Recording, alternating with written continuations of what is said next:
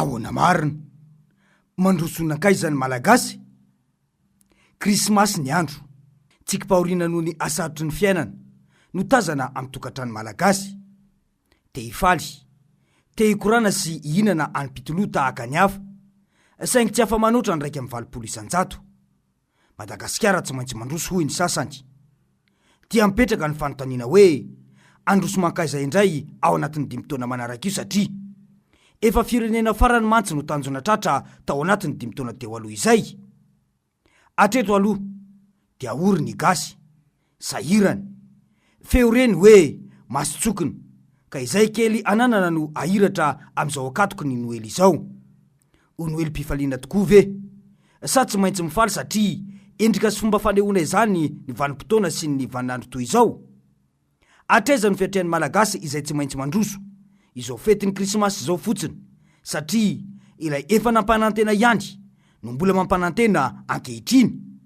Ny tena marina, tena mafy ny fiatrehana ny fiainana andavanandro ho anay renim-pianakaviana zao. Tena raha manana 100 000 ianao zany tena tsy ampy fotsiny raha angalana vary dia efa tsisy fividanana loaka saribao. Tena mafy zany ilay izy amin'izao fotoana izao e. Ny ekôlazinjaza tsy maintsy aloha isam-bolana, nefa ny any am-pianarana koa tsy manaiky raha tsy voaloany ekôlazy. Nefa ny raha manana mantonga ny volanao isam-bolana tena tsy ampy tsinjarana ilay izy zany tena marina. Tena miditra mihitsy fa tsy indraindray, tena miditra mihitsy. Dia nefa ilay hamerenana azy koa mbola tsy hita hoe aiza no angalana hamerenana azy. Marina tenin'ny président miteny hoe zavatra tsy ary nisy nahitra ny 80 taona zay tsy ary nisy président république avy ety Antananarivo ho andeha any amin'ny faritra hitondra hani-masaka avy ety Antananarivo ko zarena amin'ny olo madinika dia eritrereto fa sakafo masaka zany ange roa adiny raha ela indrindra ao anatin'ny kibonao dia nony ianao dia zay zany manaheran'ny olona sy fantarara zay zany mararapadiny gasy amin'izao fotoana dia zavatra ohatran'izany hoe tsy fanao ny olona manao an'izany zavatra zany fa raha ohatra misy ny fitiavanao ny olona omevo hoety manana izy hoety fitaovana hoety miasa izy tany malalaka amevo an'izay fa tsy tambazanao any fa any rehefa voky izy zao dia matory izy mieritreritra nona avy eo dia mifoha dia aza indray natao ohatran'io vadiny miaramila io voky mitady ondana nona manontany lera ohatran'izay zavatra misy amin'izao fotoana zany raha ohatra que situation misy amin'izao fotoana. Ny vary lasa 5 000 latsaka 100 fotsiny ny vary dia ny tena nefa tsy miasa tsy mihina sahirana manano tena zay zao fandrosanay zay dia mianaka 3 kapoaka zao lasa 2 kapoaka dia tsy mihinana zay amin'ny atoandro fa mandeha ohatr'izao foana zany rehefa amin'ny atoandro fa amin'ny alina vao mihinana. Feto zao ny andro tsy mihinana ny inona ny tena mijaly vahoaka majinika. Fiainana zany efa lafo daholo e. Vavy zao lasa mitady vola mitovy amin'ny lehilahy. Vary zao lasa 5 000, misy manana roatsa mihitsy zany vary amin'izao. Olona zany tsy maintsy mihinana katao anazy. Angalatsy olona endrianao 5 kapoaka ny varinay dia lasa 3 kapoaka hatram'izao zany aloha. Fa ny akamona eo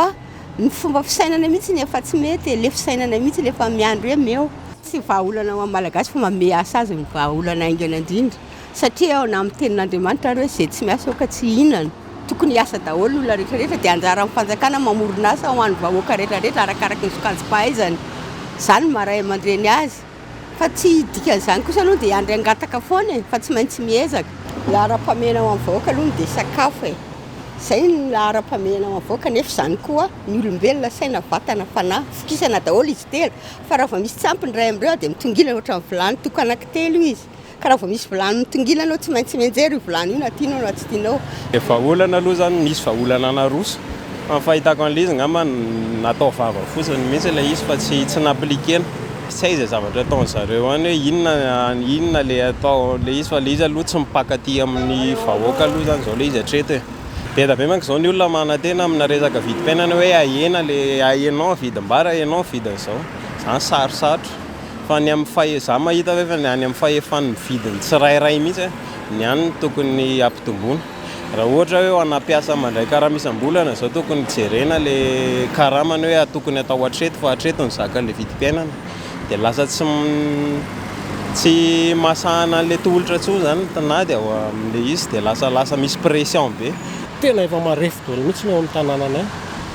Tena marefo tena aminay mantsy tsy mba misy orinasa, tsy mba misy usine ambanivohitra dia fambolena sy fiompiana ny tena misy. Nefa ilay fambolena sy fiompiana tena miravoravo tanana amin'ny mpangalatra sy ilay vidin'ilay inona izy teo ny fanafodin-biby, ny masomboly, efa zany efa tena misongotra daholo koa.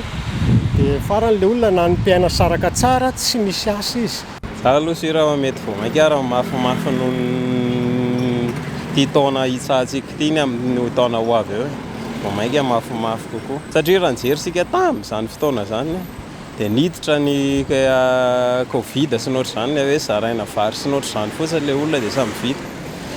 dia ohatroatra zany ihany koa zao le endrika hitantsika amin'izao na tamin'irenireny propagande sy ny tariny ireny hoe zaraina an'izao fotsiny dia rehefa vita le izy nefa dia ohatra mijanona eo fa tsisy zavatra tena hoe mitohy lava be na tsisy zavatra matotra zany tena marina zany hoe izay koa anisan'ny vahaolana iray mila fitondram-panjakana matotra koa raha hoe te hiala anatina fijaliana araka ara sosialy zany ny vahoaka rehefa mitoetsaina aloha ny miova dia miova daholo ny zavatra rehetrarehetra raha tsapa malagasy fa tanindrazany ity ny ahasoany ity ny heverina fa raha ohatra kosa vava eo ambony vavady fotsiny dia tsisy zavatra iova dia lan'olo manga ve malagasy no lefa fantatra hoe any tonga dia mba manana ina moa zany ianao fahasahina mandroaka ty tsy mety ty mety fa tsy avelo eo foana le olona satria efa hita zao fa misy olona tena tsy mety mihitsy ny ataony dia avelo eo foana ve raha ny hita aloha hatreto dia mandroso ny emitra na hatratra ny larana farany gitra maneran-tany Madagasikara aty amin'ny taona 2024 izay 5 taona nitondrany Rajoelina nivadika fizarana jirona koa ilay 700 megawata nivadika ho fitalaona any amin'ny firenena indiana ilay favitantena ara-tsakafo asa efa vita ve ny fampindramam-bola any Komoro etsy ankilany izay tsy nanota taminareo no oka itorabato azy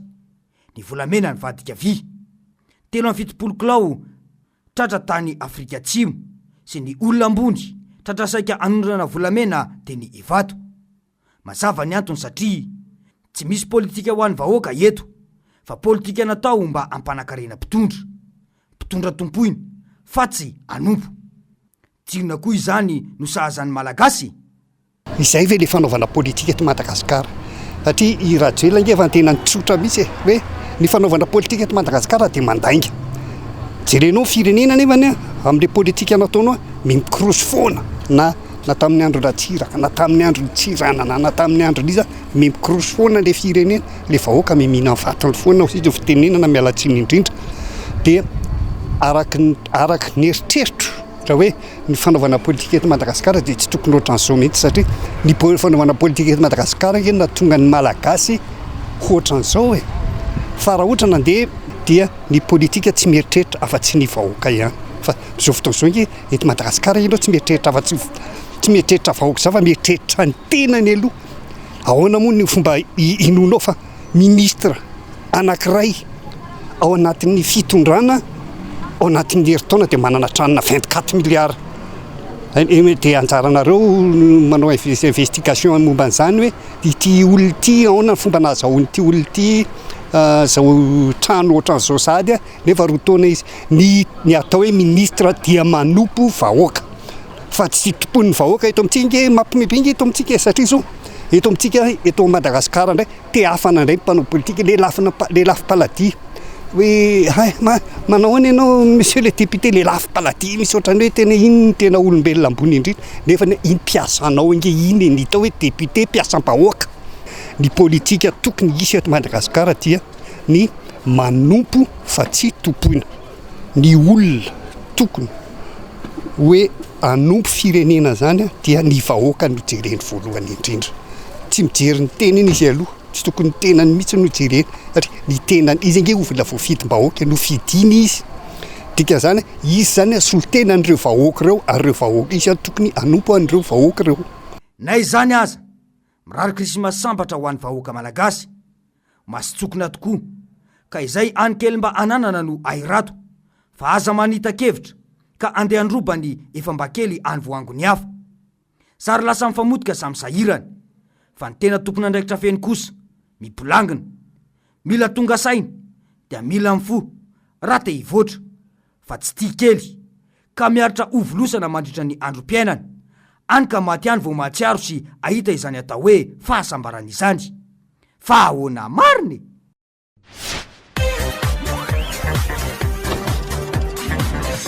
ahoana mariny